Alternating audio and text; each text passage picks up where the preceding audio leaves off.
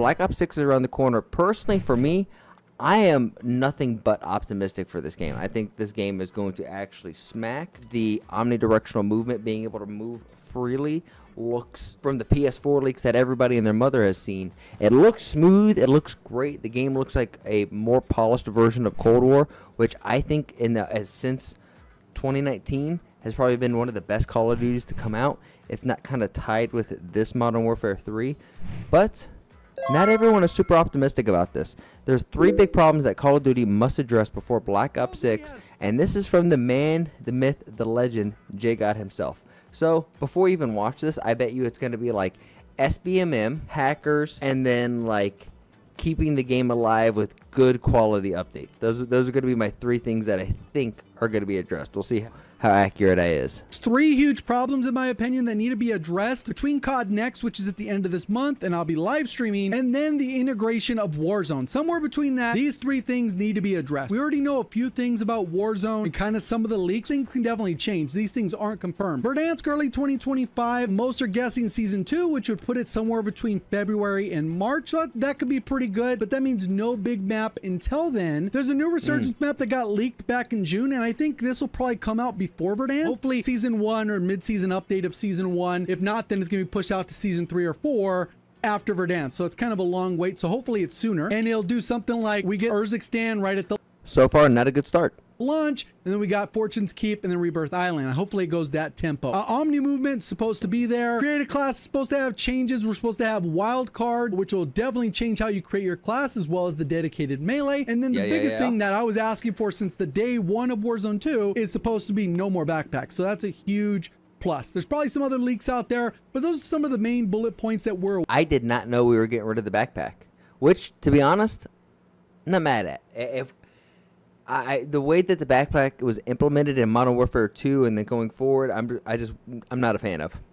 Not a fan. Aware of, or at least working our assumptions off of. We'll find out again more at COD Next. I think the #1 issue it needs to be addressed or covered in some way on how they're going to address this issue is the cheating and hacker situation. And the cheater problem ends up being a bigger problem because it dominoes and impacts other aspects of the game. You go to a ranked leaderboard right now, even though they said they addressed it, there's still plenty of people on the ranked leaderboard that are clearly boosting or cheating some way to get to the top, which makes that entire mode not even worth playing. For both multiplayer and Warzone, that dynamic of that reward versus time spent just doesn't appear. On top of that, you end up with this notion that you think anyone that's good is cheating, and it kind of puts that doubt. And we've kind of all been there. Even if you're an above average player, you can kind of look at someone, was this guy cheating? Let me be ultra skeptical here to see if they're cheating. And then maybe you go, maybe, you know, just lucky shot or whatever, and you come to that conclusion. But the fact that there's no trust in the anti-cheat makes it so that those thoughts creep in, versus the opposite, where if we thought it was super effective, those thoughts wouldn't even creep in. We'd be like, just GG's, good shots, good plays. And then maybe you'd have the one-off where people still slip through because there's no anti-cheat that will be 100% effective.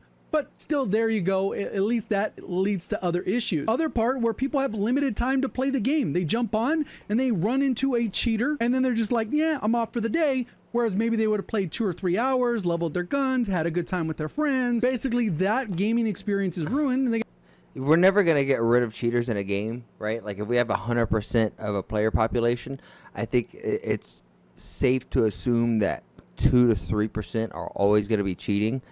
But damn, would it be really nice if Call of Duty's player base was only 2% cheating, because it feels like it's like a quarter, maybe even more. they got to go play something else or nothing at all. And I think on top of this, it leads to a lot of misconceptions in the anti-cheat system. We know that the shadow ban system is pretty annoying because it's pretty opaque. There's no transparency around the system. People will say, hey, you know what, spam reporting works, even though they directly told us it doesn't. But because there's no trust in the system, there's no trust in the words that they're writing. So even if this is 100% factual, like it says right here, is basically that spam reporting doesn't exist. And then if you do multiple reports, you basically going to get your own account in trouble, which may be why some people experience shadow bans more than others if they're always reporting people. So what is true or not true? All we know is this is what has been said, and there's people that have anecdotal experience that contradicts this in their own playtime, whether they switch from console to PC and then they end up shadow banned because their trust score goes down or whatever the case. this ends up leading to a lot of problems. I know another common one that people get caught up in is they'll go, oh, well, Activision lets these people cheat just because they make more money from it.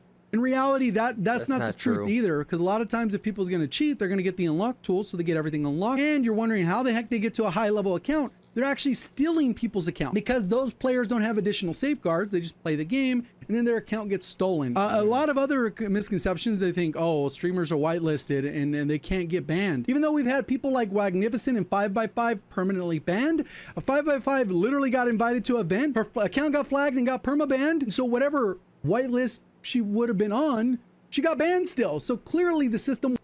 Could that not have been another Jimbo situation? There was a CDL, well, former CDL player who played as a challenger who went to the 2023 World Champs at Vegas and got banned because he was cheating. I mean, granted, he was already suspect of it, but some of these people, they may just be scummy. Will ban anyone regardless if they're a streamer or not. So there's a misconceptions about that, and then there's fear mongering out there. So this 100% I think needs some addressing. There's probably going to be some kind of blog, but it needs to be very detailed on how they're going to solve this, because right now it's just lip service, or at least that's the way it's felt, because anytime they put something out, there might be a little bit of a dip in cheaters or the anti-cheat looking like it's working more effectively, but then it just ends up looking like it didn't work. So it's like, well, can I believe you this time? How do we build that trust? I don't know how to do it, but that's up to them to figure out, because there's a lot of people that do not trust them. That's number one. Number two is going to be the balancing issue. I think one of the biggest problems with this game currently is the weapon balancing has been atrocious, especially with Warzone. At least with multiplayer, the TTK is fast enough. You can get away with using a bunch of stuff. In zombies, you kind of narrow out to about 5 guns. A lot of people get a little bit overpowered with legendary triple pack, so it's not as big an issue. But with Warzone, you feel heavily limited. And Call of Duty's always had metas, so this isn't like a new concept that YouTubers created. Call of Duty has always had some form of metas. There's even maps on zombies where it's like, well, you're not supposed to open that door because it goes against the meta of the route you're supposed to open doors at. Like, this isn't a new concept. Probably do a full video kind of talking about the evolution of metas over Call of Duty, but that can be something at a later date that I plan. But back in the day, one of the things that didn't happen very often is the metas didn't shift. Games didn't get updated nearly as much. Maybe when there was a map pack, things that happened. We didn't even get DLC weapons till BO2, Peacekeeper being the first one. As time progressed, games have switched over to this live service game model. Fortnite really popularized this. They made a lot of money. Apex is on this, and pretty much every video game at the moment, except for some single player games, has this live service model. And although we get a ton of content, we get the different events every week, we get new weapons every season, mid-season, we get new maps, we get new I'm a fan of live service. All this stuff. This may be a hot take, but it never feels like the meta actually changes. I just don't like the execution I know that's a little of how bit of it's done. Exaggeration, but it felt like in Warzone 1, even though it was still live service, we had pretty good options in terms of meta. What in the crap is this? Who made... I see this shit and it makes my head hurt. I know there's some dudes who get a fucking hard on and they see an Excel spreadsheet like this and they're like, oh, I get anxiety because I'm like, holy fuck. Pretty good options in terms of metas for all of Verdansk.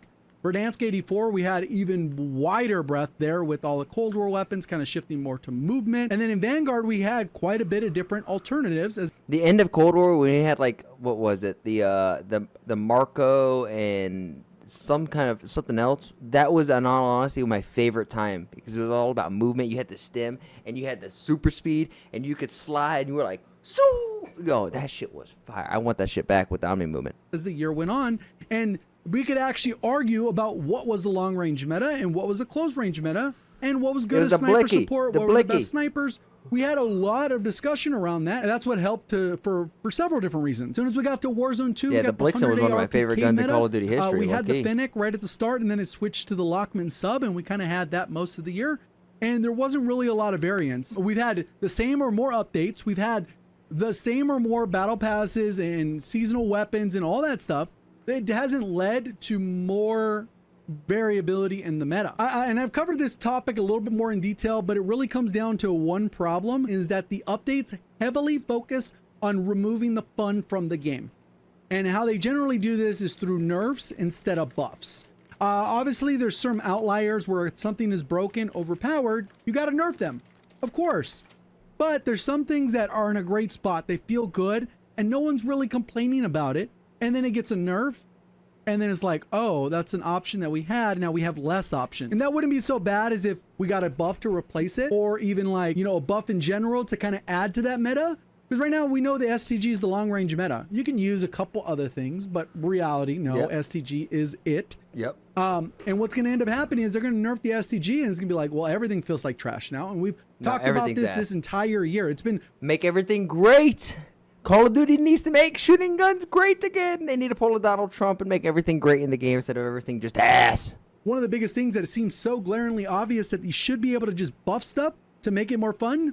They actively subtract it, and it doesn't really work. We're at a point where we should be getting buffs every update, and new weapons should be entering the fold. Something is broken, like we had the Core 45s, what the tits? Akimbo, whatever, clearly glitched, broken, then it should be fixed. But we're not talking about that. Why is the MCW not in the meta conversation?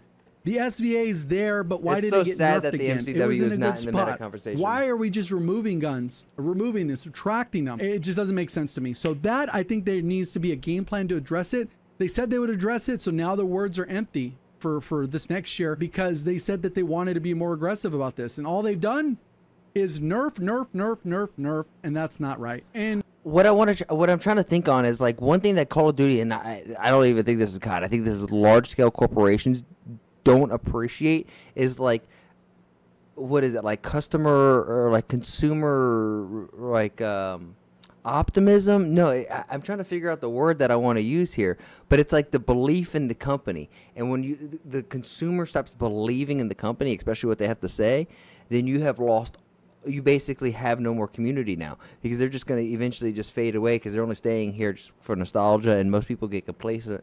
And when people get complacent, they don't like getting out of that comfort zone again and trying something new. When they do, they're like, oh my God, this is great. Then you've lost them, and now you have to rework them back in. And now not only is that harder to get somebody new, but you have to overcome the trust that you broke in the first place. And one of the biggest problems that has been all year is server stability. These are connection issues. Obviously, if you're watching Esports World Cup right now, you know that. Or maybe the bad lobby. Cool, whatever. That's kind of expected in gaming, especially when you're getting as many people into a lobby. This has gone on for far too long, and it's in pretty much every mode. You play multiplayer, you can run into these issues. You play zombies, you disconnect. Warzone, you're lagging all over the place. The clock can freeze on you. It's like, what the heck's going on? And I don't know if it's an engine issue or there's other outlying issues. And in the second you go and play other Call of Duties that are older, you just don't run into this issue. So whatever it is, that should also be addressed. So if it's an engine issue, they need to go and solve the root cause of this problem so we don't have this issue. If it's SBMM, they need to tune it in a way that we don't have this issue. Because connection is a huge priority when you're playing a video game online against other people that are shooting you back. You need to be able to make sure that the connection isn't the reason you're dying. There's enough reasons to die in the game, whether it's the cheaters or the hackers or whatever. If you think there's other things, let me know in the comment section. If you enjoyed the video, hit the like button. See you on the next one. Thank you for watching. As always, have a great day. I have a solid tweet in mind right now. When she hawk toes. Is that how you saw on that thing? Oh, we're just gonna leave this up for a second.